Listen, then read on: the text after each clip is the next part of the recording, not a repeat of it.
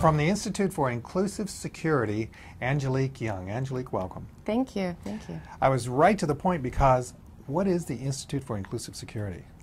We're an organization that's dedicated to involving women in the business of building peace, really. All aspects of the peace process. It's not just about being at the peace talks themselves, although that's very important, but it's also about the aftermath. You know, how do you get women involved in the process of building new security paradigms? How do you get them in the process of making decisions about their future? Women have a unique perspective that they bring to the table that men often don't, and they can bridge divides that men alone can't. So, because of the name and because of what you just said, do you teach women how to arm themselves?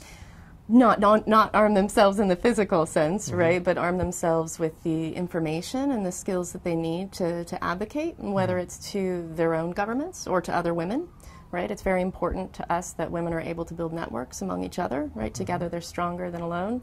But also that they're able to advocate to the international community. So we bring them to the U.S. For example, we had a delegation of incredible Pakistani women a few months back, and we brought them to the U.S. State Department so that they could tell these, policymakers about their issues and give them a perspective that those policymakers wouldn't otherwise have. What were their issues that were different from what you think that they had heard before? It's not so much that their issues are different, it's their perspective. And so, we know that women face security challenges in Pakistan. We know there's a lot of violence in Pakistan. But what women can do about that violence, people often underestimate. There's one woman in particular who's doing programs where she actually essentially converts young boys away from a life of violence. She talks to them, takes them to places, shows them things, shows them a different path. Says, you could end up in a hospital with a limb missing. You could have that as your life, or you could become educated and do something better for your community. And she's able to talk to them in a way sometimes that men don't really. She can talk to them as a mother herself, and she can talk to them and bring them around. And that's, to me, those kinds of stories, they bring this perspective that I think policymakers often forget about, that real human perspective that's missing. Why are women not at the table with regard to peace? That's a good question. I think we all know that women are important, that they have a perspective, but it really takes action. It takes people dedicated to say, we have to actually get them there. Now, I hear a lot of people say, well, we know women are important, but we don't know where to find them. I think a lot of times policymakers aren't really engaging with civil society to the extent that they should be. That is where you find a lot of the women. It's not to say that there aren't women in positions of power in a lot of the countries we work. There are. But it does take some effort. You have to look out for them, and I think as policymakers, and as a former policymaker myself, it's easy to become complacent and say, well, I'll deal with that later. I do want to get back to the work of the Institute, but I do have to ask you about you, your qualifications for what you do. I mean, my gosh, working in the State Department. Tell us just a little bit more about Angelic Young. Sure. So I actually started at the State Department on September 10th, 2001. Ostensibly to work on Kosovo rule of law. I ended up working on Afghanistan instead because of what happened on September 11th. And, I spent 10 years essentially doing security assistance, particularly assistance to criminal justice systems to try to, build stronger rule of law in places like Afghanistan and Haiti and Liberia.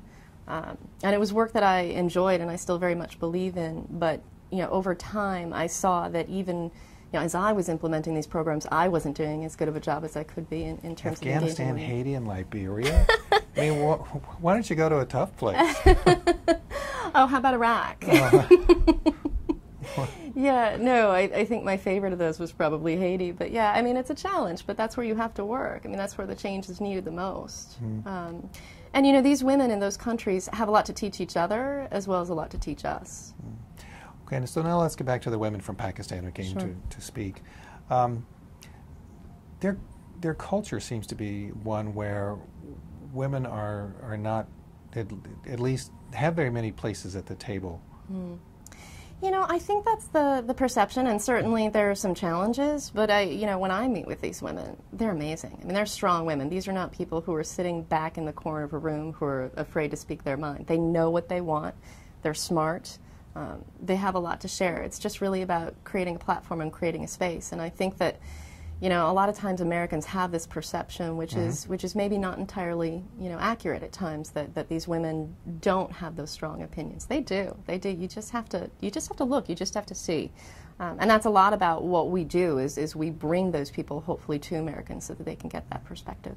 Wherever I look around the world where there is armed conflict, I see very, very few women with weapons. You know, there are some women with weapons. I mean, there have been women combatants. They're actually underserved in reintegration programs. People tend not to pay attention to that. But yeah, I think that it's not to say that women aren't violent. They certainly can be. But I think that, you know, women see sort of a broader set of issues sometimes than men do. Men see the conflict, and men only see the conflict. Whereas women are able to see that, you know, that woman on the other side of the issue also is a mother, you know, also is a daughter. She has a family, and they care more about the future, I think, in some ways, and they're able to talk to each other in a different way than men can. And I think men talk to each other differently when there are women in the room, too. Well, here we are at CGI, and we've had some wonderful people talking about some great things that are being done, and it's almost to a person. They talk about the differences between men and women in engaging in family and community. Yeah. And the Institute for Inclusive Security, same thing. You talk about the differences in approach with women towards community. What is that, and why is that? You know, why is it? I don't know why it is, but I know that when we look at how women spend resources that they have, right? When we look at how women spend money that comes in, they'll think first about education needs or investing in their community. Why, I don't know. We just do know that they're able to use those resources sometimes more wisely. We do know that, you know, women, if you invest in them in agriculture, if you invest in them in the security, that they, you know, that they do work for a better good. And again, that's not to say that women are somehow better or really truly different from men. It's not that. It's just that they have this perspective, they have insight into security scenarios, sometimes very tactical insight, that without it, we're really lost. What's an example? Oh, you know, in Afghanistan, look at it this way. Women are the first to know sometimes if something is coming, right? You know, they hear men talk, they hear what's going on, they're able to share information about where maybe the next attack might be. And you have to be careful about that because you don't want women to be seen as an intelligence resource. That's not the point. What it is that they see the community as a whole and they see what's going on, and they're able to, I think, help us see good or bad what's coming on down the road. One of the other things that you reference on your website is that women have access that men don't. What does that mean? Is that an example? That's an example, certainly. You know, women, especially in conflict, tend to form communities. You know, they tend to form groups. They talk to each other. They share with each other. They share across lines sometimes. And so when I say access, it's access to each other, it's access to their men, it's access to schools, it's access to children. It's really, it's a broad network. It's a, you know, it's a broad network of resources they bring to the table, and that is something that we are missing. Is this common without regard to culture, without regard to geographical location? Well, you know, certainly every culture is different, right? And how women form groups and how they talk to each other is going to be different in a lot of communities. But certainly I think we see similarities across conflict scenarios. So whether it's Pakistan or Afghanistan or Haiti or the Middle East, we do see that there are a lot of women who are trying to work together to do something different, and that is certainly a commonality. Now, here we are at CGI 2012. What is the Institute for Inclusive Security doing here? We're launching a new initiative that we call Resolution to Act. We're very excited about it. UN Security Council Resolution 1325, over 10 years ago, was an initiative essentially to get countries to develop strategies to involve women. And it was a great resolution, right? Wonderful, powerful words. But our question has really been, what's the impact? And I think that, you know, in part, the impact has not been as strong or as positive as it could be.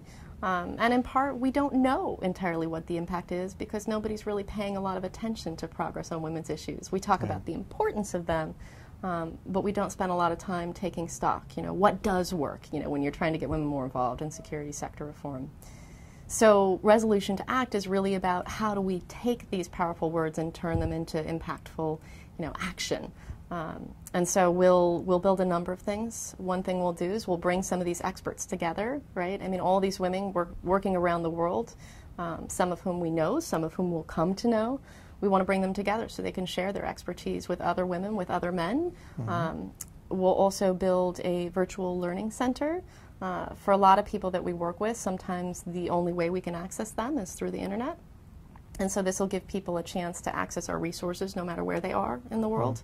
They'll have training, they'll have information about proven practices in other countries, they'll have access to other countries' national action plans so that they can look at them and see for themselves just what one should look like. We'll also do training in countries to help people learn how to be better advocates, to help them design better, more impactful strategies.